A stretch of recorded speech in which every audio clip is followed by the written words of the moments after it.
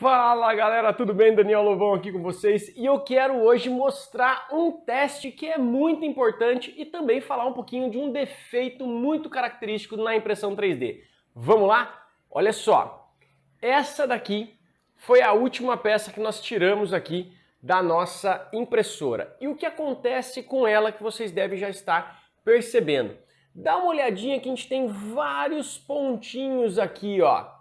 Esses pontinhos, pessoal, e essas linhas, essas teinhas que formam, é por causa de uma coisinha chamada retração. E o que acontece? Nessa peça aqui, olha o tamanho dessa peça, se a gente for avaliar. É uma diferença muito grande. E vocês vão perceber que quanto maior for o tamanho da sua peça, mais longo é a distância que ele vai percorrer no ar. E essa distância longa necessita de uma retração um pouco mais calibrada. E aí vem a pergunta, pô Daniel, como é que eu faço isso? Quando a peça ela é pequenininha, se a gente for fazer uma pecinha de um tamanho pequeno, você retrai, ele muda de direção, não dá tempo para babar material no seu bico.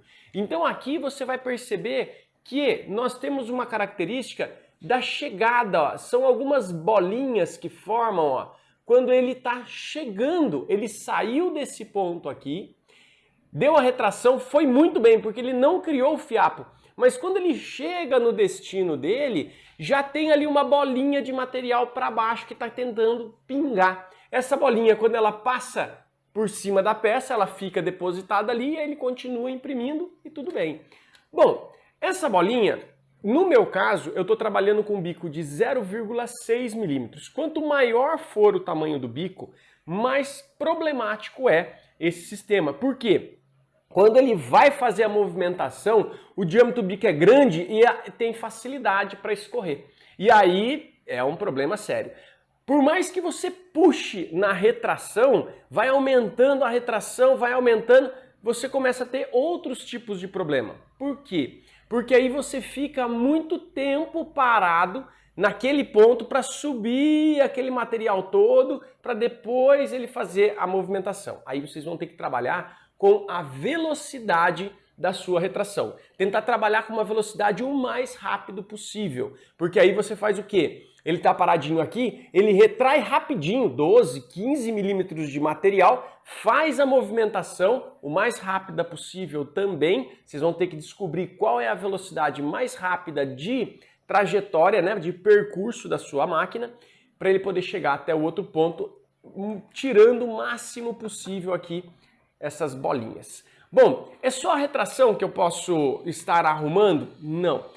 Para você trabalhar em conjunto, você vai perceber que a retração ela é importante ser trabalhada e a temperatura também. Então, essa distância toda com o bico quente, sem depositar nenhum material, a tendência é ele também escorrer. Então, vai acabar criando aí pequenas bolinhas na sua peça. Então, o teste de retração, pessoal, é o mais adequado. Por exemplo, verifica qual é a distância daqui até aqui, cria um teste de retração, pega no Thingiverse, teste de retração, aumenta uma das distâncias para essa distância mais ou menos e faz o teste até que você consiga regular a retração o mais perfeita possível. Só que, qual que é uma outra característica que a gente vai ter quando a gente faz peças muito grandes? Em algum lugar vai ficar esse defeito. Se eu deixar aqui o teste de retração nessa parte aqui, em locais menores que não haveria tanta necessidade de retração, provavelmente vai dar um outro tipo de problema. Isso faz parte, não tem como você conseguir ter tudo numa mesma configuração. Então, avalia a necessidade. A minha peça vai ter retrações longas ou mais retrações longas ou mais retrações curtas. E dependendo disso, você avalia e veja qual vai ser o acabamento que você prefere dar. Eu aqui no caso prefiro dar um acabamento mais fácil nessa parte aqui, que é uma lixinha rápida, ele acaba tirando todas essas bolinhas, as bolinhas são muito simples de trabalhar. Os fiapos são piores, os fiapos ele acaba quando você pinta com primer, ele começa a ficar ali e aí é mais chatinho de você tirar. Mas essas bolinhas é bem tranquila. E aí a gente tem que avaliar isso sem problema nenhum. Vamos lá no computador para vocês verem aonde que avalia isso aí, vamos lá. Olha só, pessoal, essa daqui é a nossa mãozinha da qual a gente está trabalhando. Eu só diminuí um pouquinho o tamanho dela aqui para não demorar muito no nosso fatiamento. Só que olha só que interessante, essas linhas que nós temos aqui, ó, são as linhas de retração. Toda essa parte de linha azul é que ele vai estar ali no percurso, então ele vai retrair material e vai fazer a movimentação. Nesse caso, você pode perceber que, como aqueles pontos estão todos vindo daqui, quer dizer que ele veio dessa parte, puxou para cá e fez aquela bolinha nesse local. Aonde vocês podem vir ajustando isso? Olha só, a gente deve vir ajustando nessa parte aqui, ó, de percurso. No percurso, veja só, eu já estou em 13 milímetros e estamos aqui a 65 milímetros por segundo. Já está chegando nos valores aí bastante interessantes. As bolinhas estão ficando bem pequenininhas. O que a gente pode ir aumentando aqui? Vem aumentando, por exemplo, para 14 milímetros e a gente pode vir também ajustando um pouco melhor a velocidade, por exemplo, para 75 milímetros. Só que isso é interessante você vir fazendo justamente numa torre de retração para facilitar a sua vida. Bom, no caso aqui, são essas duas configurações que vocês iriam ter que fazer a modificação, vir ajustando.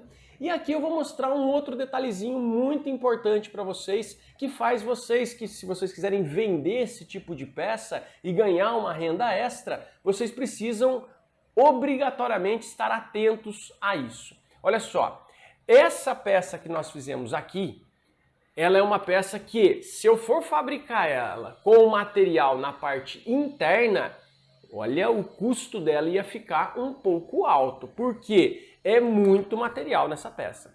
Eu gosto de trabalhar no nosso método DL3D com as peças ocas. Então veja só o que acontece. Olha só, nesse caso aqui, nós estamos trabalhando com um preenchimento normal, que é um preenchimento de 20%. Vamos dar uma olhadinha aqui, olha lá. Preenchimento de 20%, que é um preenchimento normal que o Cura nos oferece. E a grande maioria das pessoas acabam trabalhando com esse preenchimento, um preenchimento padrão, vamos dizer assim. Só que essa pecinha desse tamanhinho já iria demorar 5 horas e 57 minutos para fazer, gastando aí 58 gramas de material. Como é que eu gosto de trabalhar? Eu gosto muito, pessoal, de vir aqui no preenchimento e trabalhar com 0 de preenchimento. Quando a gente trabalha com 0 de preenchimento, a gente economiza uma quantidade muito grande de material.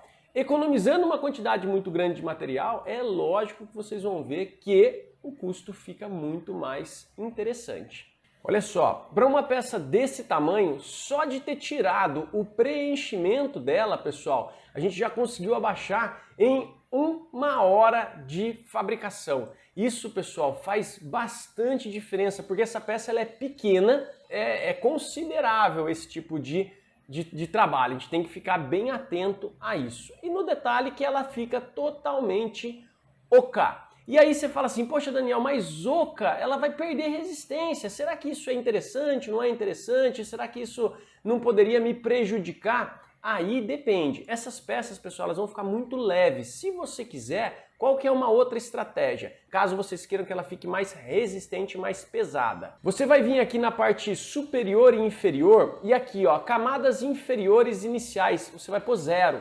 Aí olha só, por aqui já baixou mais um pouquinho, né, a parte de quantidade de material e também de tempo, porque agora ele não faz nenhuma camada na parte inferior, olha só. Inclusive essa parte aqui a gente poderia até eliminar, entrar lá no Mesh Mixer, eliminar essa parte, porque não haveria necessidade disso. E qual que é a característica dessa peça agora? Que se eu for olhar, por baixo ela tem um furo, ela está todinha aberta. Aí olha como é que vocês iriam fazer. Eu iria pegar essa parte que está todinha aberta, não teria ela, eu iria acabar jogando gesso. Encho essa peça todinha de gesso, ela iria ficar uma peça maciça, pesada e todinha preenchida de gesso. Agora, qual que é um grande problema disso?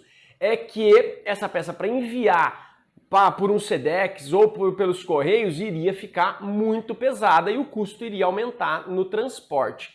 Bem, poxa Daniel, mas e aí, como é que eu posso fazer para resolver isso? Galera, aqui a gente pode utilizar outros materiais, por exemplo, a espuma expansiva. A espuma expansiva, se eu tiver só um furo aqui e injetar espuma expansiva lá por dentro, você já tem aí uma peça leve e extremamente resistente, porque vai ter todas as camadas, ela vai expandindo e vai ocupando todos os espaços, então é uma ótima opção. Se aqui tiver aberto, facilita mais ainda, porque você coloca a espuma expansiva lá dentro dos dedos, vem preenchendo, ela vai se expandindo e quando chegar aqui embaixo você só corta, dá uma lixada e está pronta a sua peça que antes era oca, agora ela está praticamente toda maciça. Então é uma ótima opção aí para vocês estarem trabalhando. Beleza, galerinha? Ó, um grande abraço, espero que tenha ajudado. Até a próxima!